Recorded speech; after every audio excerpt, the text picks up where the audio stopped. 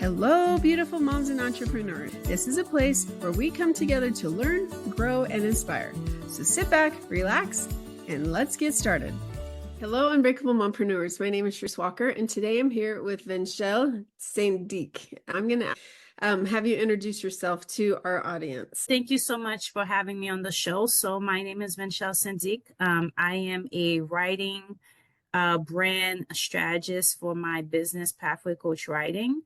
I'm also currently, pursuing a doctorate degree in public health leadership because my interest is really trying to find creative ways, to serve communities with health disparities. And then also going back to my passion in writing, really empower people to find their voices. And then also empower businesses to use writing as a branding strategy. It's interesting because a lot of times entrepreneurs, they tend to go in a few different directions. So one of them would be the public health, and then the other side is the writing strategies. And so what led you to become a writing coach?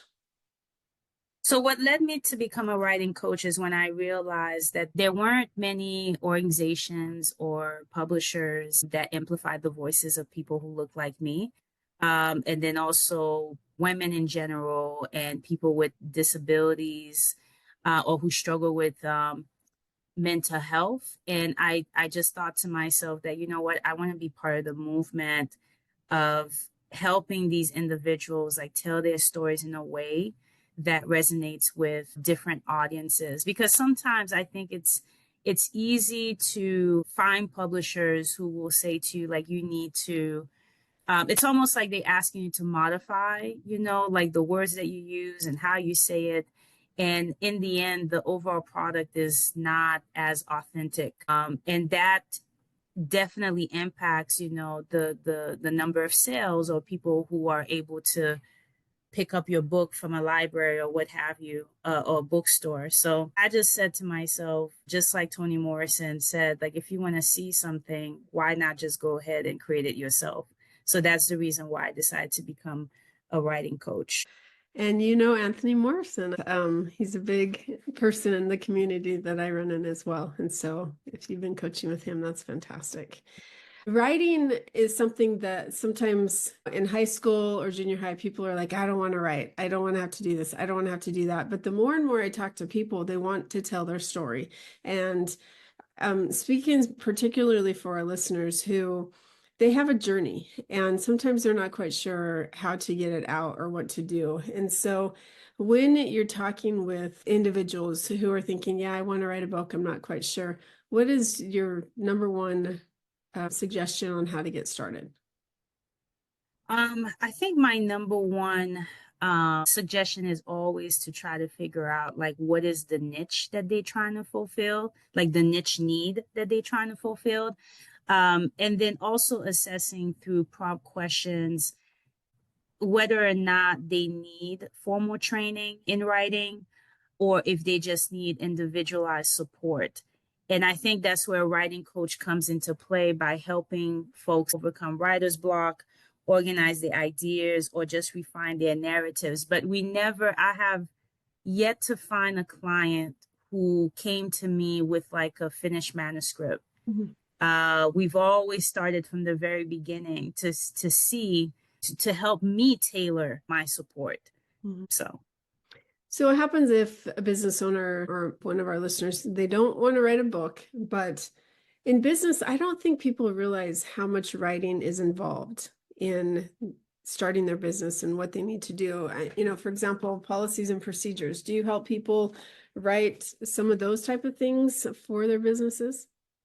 Yes, no, definitely. I do look into policies. I mean, I'm also someone who has written white papers. But again, like I hearken back to the fact that, before I work with any businesses or if I work with people, I need to understand like what is the outcome that they're looking for. Sometimes for some people, it's really creating engagement and having a certain number of followers on their social media sites. And then for some people, it may just be about honing in on the process of writing itself. And my focus, like for both, is really trying to figure out when I'm working with businesses, how they defining like their communication with clients, employees, and other stakeholders, and really helping them understand or get some clarity of thought and expression. And another thing too, it has to do with when we're talking about expanding reach and influence, what does their existing content creation looks like, and how are they using it? Are they using it as a marketing tool? Are they trying to reach a broader audience through blogs? Because even if the business doesn't want to write a book, they still have to be cognizant of honing in on the business focused writing, right? To foster connections with like-minded businesses and potential and essentially generate more client revenue. And 100% agree with that. And I think that was the next thing I was going to ask you is the branding part of it. You don't even think about blogging, but there's so many different components that go into running your business that includes, I mean, they really are writing a book by creating something, a story for their business so that they can brand it and making sure that it gets out there the right way. So let's switch gears for a minute and talk about cultural sensitivity and localization. So how important are those two things in market expansion, and what are some common pitfalls that we should avoid? I think the common pitfall, at least based on my experiences with working with clients, is really trying to follow the trend. So essentially picking a said influencer and then pretty much replicating everything that they do. And I think that when people do that, sometimes it could be seen as being scattered. And then also too, it may not, it may, like, again, the content creation piece, like, does it become supportive to clients' needs? And so I think in order to succeed and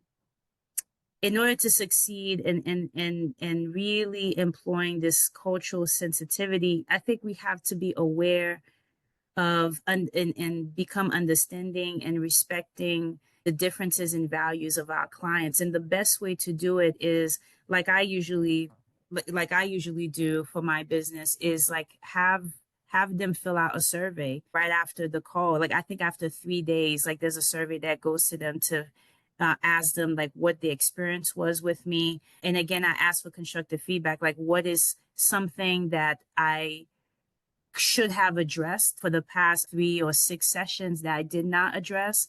And it gives me an opportunity to retract and to re-explore other ways to build a relationship or continue to build my relationship with this client.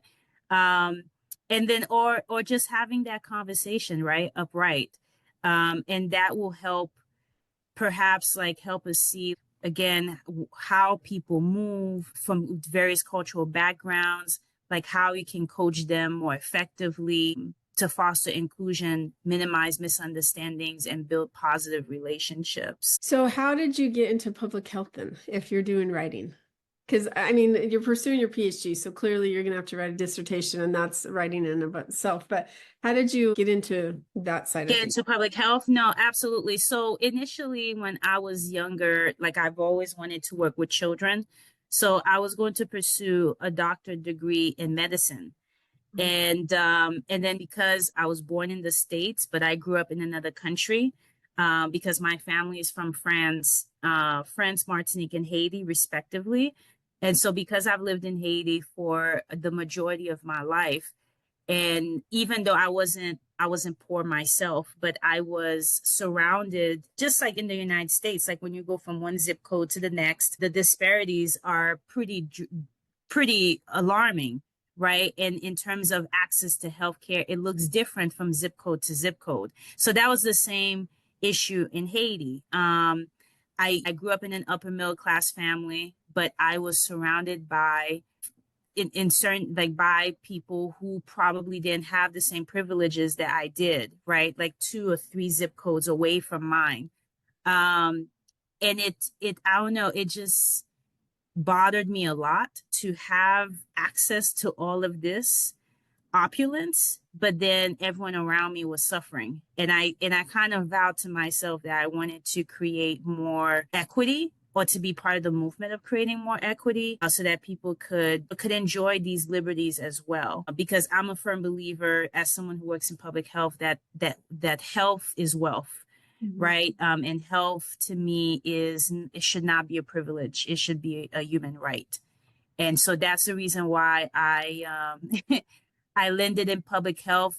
I think even when I think back, when I was when I was like a pre-med student in college, I realized that perhaps I don't want to do case management and I want to focus more on population health. And that's where the transition happened. And I went on to volunteer in the Peace Corps, right, to explore that interest a little bit further. And that's how I realized how much I enjoy doing field work and working with people directly and seeing like the fruits of my labor, right, as I'm helping them, as I'm seeing an idea sprout into a realized objective. Do you think that you will marry those two together? I mean, because getting people to express their emotions and express their feelings, I think for me, from the time I was 8 years old, I kept a journal and I faithfully wrote in that journal every single week until like 2005 when I had my fourth kid. And then, too many kids. I didn't take the time to do that. So do you foresee yourself kind of with the public health using your writing skills to impact the youth? Yes, and I'm already doing that because again, I think that public health, the field itself requires you to build rapport and with many people, many partners. And what glues us together is the communication. To go back on your question on cultural sensitivity, language is what creates stronger teamwork and collaboration in diverse environments. And then also it increases effectiveness in global business or cross-cultural negotiations. And public health involves people working in different sectors, whether you're an epidemiologist or a policymaker or a community health worker. The only way to build rapport is really through language. And so that's the reason why I make it my business to hone in on the nuances of language, not just in English, but also in the two other languages that I know how to speak very well, fluently, French, and then also in Spanish, and then in Haitian Creole. So yes. Good for you. That's an accomplishment. So you have founded a business yourself, correct? Yes. The name of it is Pathway Coach Writing. And so what are some of the things that you wish you would have known or somebody told you when you started out that you've learned through that business? I think for me, as someone who's always felt that I was self-sufficient, I say to people now not to do that because sometimes it could give the impression that you're an island. And so if there are resources in your community or in your county that can help you start a business, I say to take advantage of them. And that's something I didn't know before because when I first became a business owner, like I tried to do everything on my own. Like I knew that I didn't want the brick and mortar, like I didn't want a brick and mortar building or shop. But even the process of developing an online business, like it doesn't have to be complicated, at least not as complicated as I made it seem. I also think as well, you don't have to have everything, put together. I know for me, like I only had like my vision board, like this notebook that I had and a pen. That was pretty much it. That's how I started, right? You don't have to have everything together. You don't have to have $1,000 in the bank. And even when we're talking about logo and branding, I mean, there are resources. There's Fiverr. Call a friend who may know a friend who can do this for you, like at an affordable price. And that's how, for me, what I wish someone had told me is that I didn't need to go and pay thousands of dollars for marketing when I was not even making. I did when I didn't even have my first client, because for Pathway Coach Writing, what people don't know, the story behind it is at the time I was doing this informally. I just didn't have a website to show for it. And I started this when I was a college student. People would ask me to read their papers and give them constructive feedback. I didn't really take it seriously, if I'm going to be honest, because at the time I didn't know anyone who had a successful business in writing. Each time people think of writers, the thought that came to mind is these people may be they're struggling. They're struggling to make ends meet. And I kept thinking, this is not how I wanted to live my life. But I'm telling you, things do change, needs evolve. And I think that as a business owner, you always need to have your finger on the pulse on what's going on. And that's where conferences come into play. They have writers centers. They have meetup groups where people come in. They don't necessarily need to talk to each other, which is a little bit odd, but they just sit there with each other and write. And so looking back in retrospect, I think it's important to use the resources that you have, the free resources you have in your county, in your state, to get you started with your business. That is fantastic advice, because a lot of people don't know that there's even grants and different things that they can apply for and get help setting up their business. So great advice. Okay, now that you've been in, how long have you been doing this now? I've been doing this for more than 10 years. Didn't have an official website until like right before the pandemic, but I've been doing this since like I was since I was a college student. Okay. So now that you've been doing it for 10 years, because to get through even the first 3 to 5, that's most business owners end at that time. And I'm actually in my 10th year as well. And so now that you've been around the block, what's advice that you have for our entrepreneurs right now that are existing business? This is a tough one. This is a tough one. Let me think. I think what comes up for me as soon as you ask the question is perhaps for entrepreneurs to start with a clear vision of what outcome that they want for their business, and then who are they going to be serving. Because like I said, it's so easy to get lost in the maze because you're trying to make a name for yourself, and you also in a way trying to make that first good impression. But I say just ditch that, ditch that part, and just really try to understand and do some self-reflection on why your business should exist and what problem are you trying to solve. And then really set realistic goals, establish short-term and long-term objectives to guide your actions. And that's very important to me because, for example, if you're a parent and you don't have a lot of time, setting a goal to like set up a business within, I don't know, 2 months may be unrealistic. So being very honest with the time table that you're working with in your individual capacity, because building a business should not be a chore. It should be something fun. It should be something that you look forward to doing. I mean, there are going to be times, just like any 9-to-5 job, that you're tired. You get tired, you get burned out. And I think by setting those short-term and long-term objectives, it gives you an idea of how you want to manage your schedule. I mean, again, for me, like as a writing coach, one of the myths is that once you're a writing coach, you work on every project. And I know there are some projects that I rejected because I just didn't have the capacity, to give 100% of myself to that client. And I think that it would have been selfish for me to take someone's money, right? Hard-earned money, and then not give them 100%. So being selective of the projects that you work on is very important. Again, do your research, understand the market. But really focusing on creating a personal profile of the types of people you want to work with. For me, I'm very big on working with clients who are going to put in the effort. Because again, the relationship between a writing coach and a client is what it is. It's a relationship. It can't be a one-way street. And so that's something to keep in mind. And then also looking at your competitors, what are they not addressing that you could include in your business plan? And also remembering, and this is something I've had to learn because my business is a sole proprietorship business. You may not be the messenger for every project. You may have to delegate the project to someone else in your network.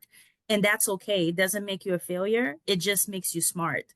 because then you're not spending a lot of time just kind of beating your head on a wall, trying to be something for someone that you're not supposed to be. And so that's what I would say. Then test your product or service with, potential clients, existing clients, to ensure, there is a real demand for that service. Like for me, one of the newest services that I've included is I help people get onto podcast platforms too. But again, I would have not been able to even address that need, which was presented to me like 6 years ago. Mm-hmm. And I didn't even think that I had the capacity to do this. But then I said to myself, I set a goal that I was going to try to market myself to podcasts and see what worked and what didn't work. And then share that information with my clients. Because I'm not, as a writing coach, I'm not going to propose something that I haven't done myself. Mm-hmm. Because that also is part of creating transparency and trust. Well said. It's just beautiful. All your advice. And it's so true. I agree wholeheartedly. So thank you so much, Venchele, for coming on. If our listeners wanted to find you, how would they get a hold of you? Absolutely. People can visit my website, which I know that you'll be sharing with them, at www.pathwaycoachwriting.com. They can find me on LinkedIn. I'm always hanging out on that platform, Instagram, and other social media sites, to learn more about my mission and what I do and how we can work together. Well, thank you so much. And Unbreakable Moms, it's okay to write and get your thoughts down. And if you're thinking about writing a book, reach out. If you're thinking, I need help with my policies and procedures, or, even the podcast, if you're looking for podcasts, it sounds like she is very well-rounded and has a lot of experience. So go out and make it a great day. And again, thank you for coming on. Beautiful moms, remember, you are unbreakable. Keep illuminating the world with your strength, pursuing your dreams, and reveling in the splendor of motherhood. This is Charisse Walker, bidding you farewell for now.